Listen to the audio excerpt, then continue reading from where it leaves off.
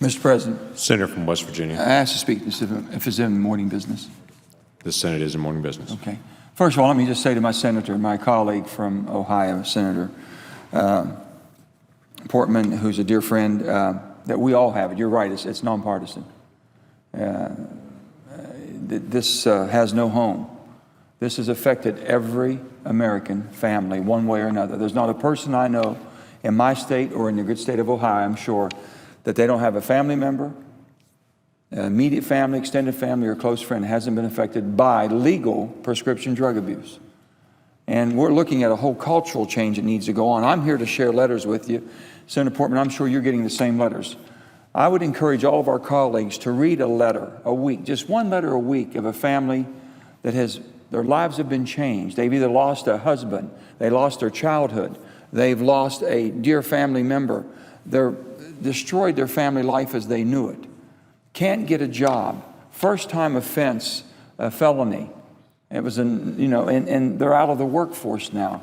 And if you talk to law enforcement, there's not a law enforcement in America today that won't tell you that 80% of their crimes are around drug relation. Theft, arson, robbery, whatever it may be. It's around drug abuse. So I come to you, Mr. President, to continue to share the stories of millions of Americans, most importantly, some of my very dear West Virginia family members who have had this. So I applaud the good senator from Ohio, and all of us are working. It's going to go through a normal process, I hope. It'll be an open amendment process that we're all going to make a piece of legislation and maybe for the first time start changing the culture in America, starting right here in Washington, D.C. With the Food and Drug Administration. I'll talk about that too. But West Virginia has been hit by per capita the hardest. Just this past year, 600 West Virginians have died. 600 in a state with less than 2 million people. The American people are drowning under the weight of prescription opiate abuse. Nationally, more than 51 people die every day in my state, Oklahoma, Ohio, all across this great nation. The FDA must get serious about the dangers, and we've been speaking about this, the prescription drug that will not be accomplished without a significant change in the culture, and it starts with them. Although the FDA announced that the agency will be taking steps in the right direction to address these problems, it's not enough and more needs to be done. And let me explain why, Mr. President. The FDA's #1 priority must be public health and well-being. Nothing else, yet time and time again, the FDA has stood in the way of efforts to address the opioid abuse epidemic and improve public health. They play a critical role, the FDA and the Epidemic, as agencies overseeing the approval. Let me make sure we understand.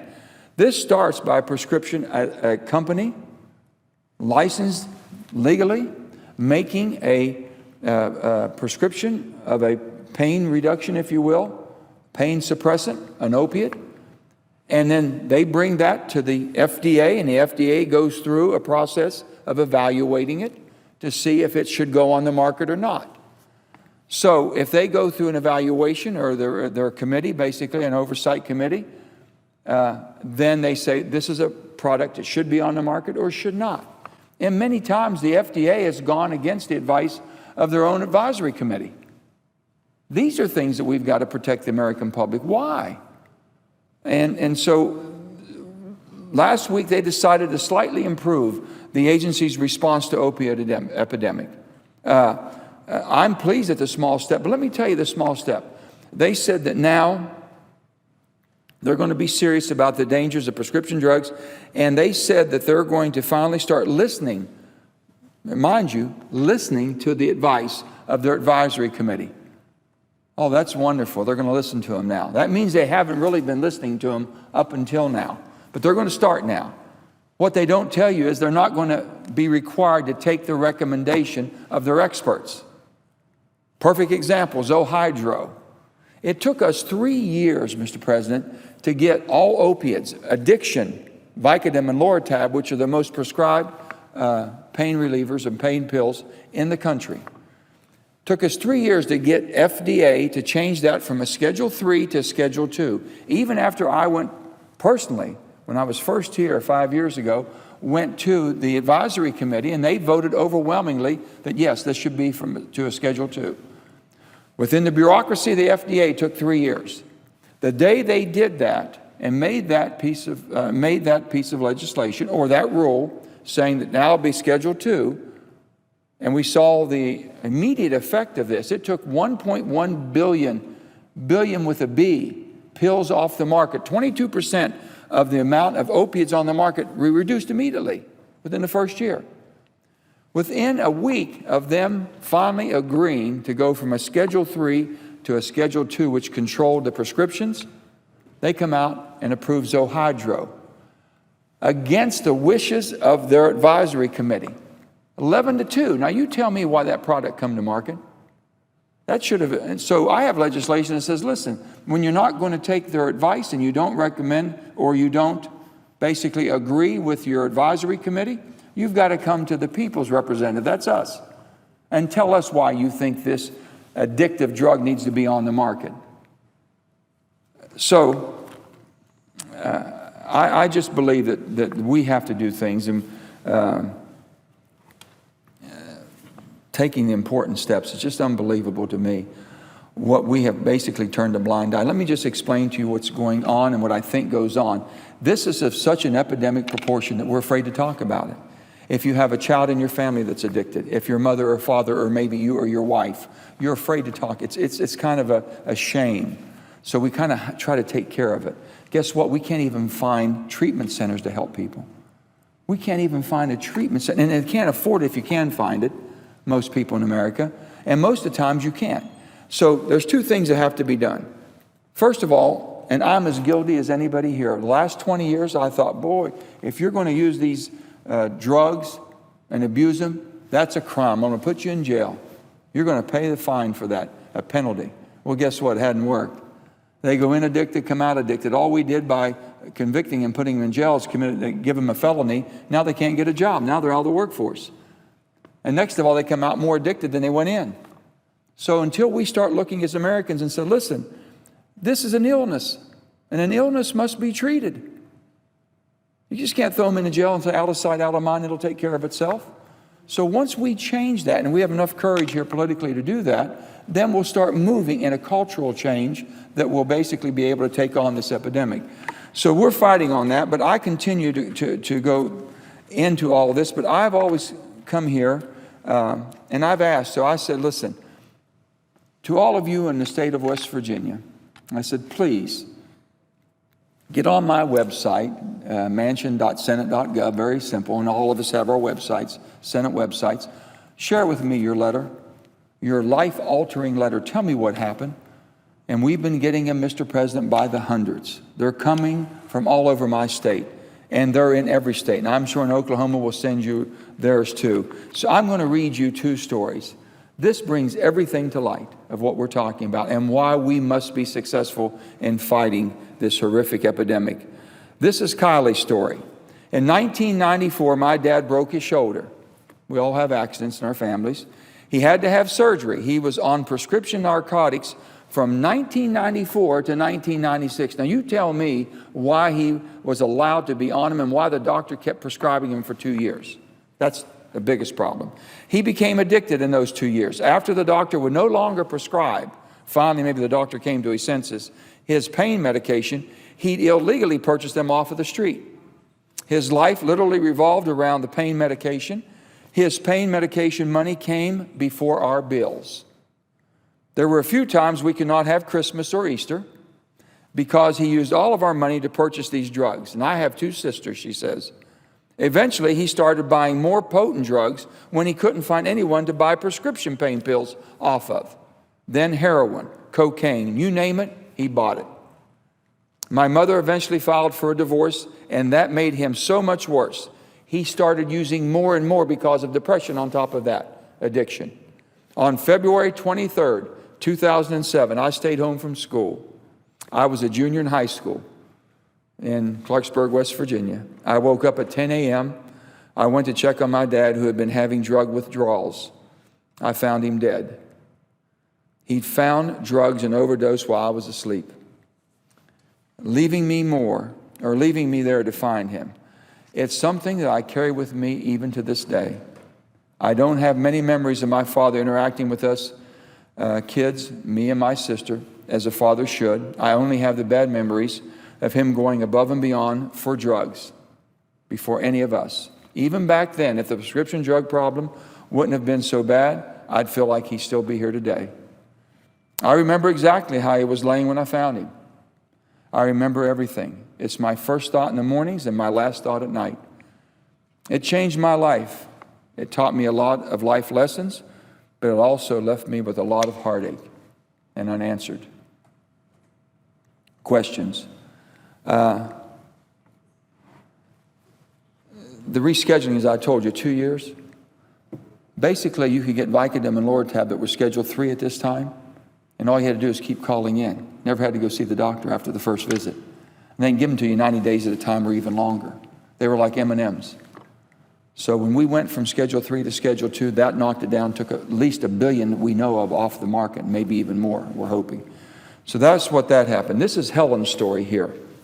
My husband and I were married for over 21 years. We had 2 daughters together, and I expected to grow old with him and enjoy our grandchildren. He worked in the factory for over 18 years. Part of his job was moving 55-gallon drums of different types of fluids. He worked full-time, sometimes 6 days a week. He sprained his back and was prescribed pain medication, opiates, to cure him. The doctor he was going to gave him the maximum amount allowed. At that time, it would have been more than 90 days probably, and didn't have to go back because it felt so good. So he allowed the law for about 6 years. He got him from this doctor. 6 years. As time went on, he needed a higher dose for it to even be effective, as we know. Taking more caused him to run out before the next refill. So he started going through withdrawals. Instead of going to the emergency room to get help, he took his own life. Now I have no husband, my children have no father, and my grandchildren have no grandpa. The stigma surrounding all of this is what kept him from getting the help he needed to get off those pills. And we've said it's a silent killer. They were afraid to talk about it. They couldn't go to anybody, didn't know where to turn, didn't have any type of treatment centers that would really bring him off of that. The Friday before he ended his life, I spoke with a doctor and told him he needed to get off of these pills and get dried out. He didn't want to be admitted, and they let him go, knowing that he was desperately hooked.